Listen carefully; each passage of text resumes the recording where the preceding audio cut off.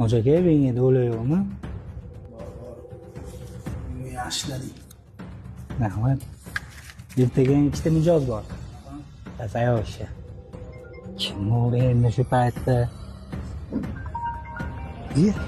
Hoji akami?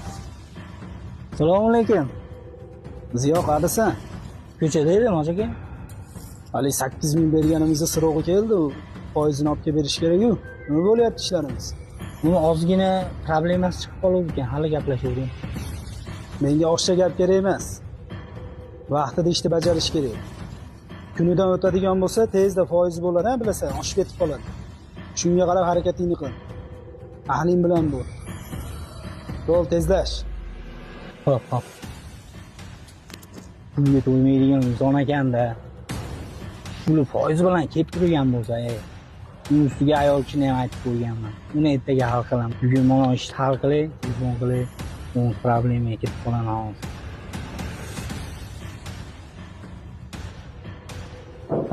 Hoji aka, Hozir bemahal kim bo'ldi-ki endi? assalomu alaykum. Mijon, Hoji aka, alaykum assalom.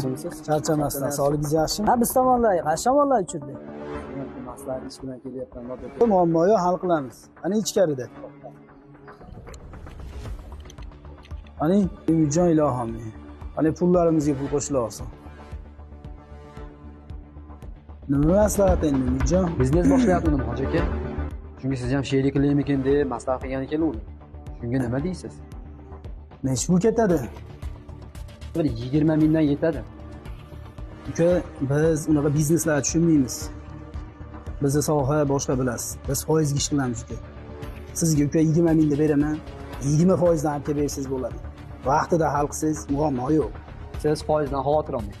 20% olsa 20%, oyma-oy olib kelib turaman. Xavotir olmang foizdan. Mijon, bizni bilasiz, vaqtida javob qilmasangiz qiynalib qolasiz. Hop. Bo'ldi, hoji aka. Tushundim. Xullas Ziyon. Opamni hayoti bo'lmadi. Opam o'tib qoldi. Hojiga olgan pulni ishlatganim qaytarib berishim kerak shu pulni. Bir imkonligim xabarni ekiz. Qaytarib beraman deysanmi o'sha? Tushirgan bo'lsam bu ishni men hal qila olmayman. Hoji akani o'zi hal qiladi o'sha. Problema deman men. Bu hisobni o'zing hal qil. Hojiga o'zim uchirayman ekanda. Bo'pti, bir gap bo'lar.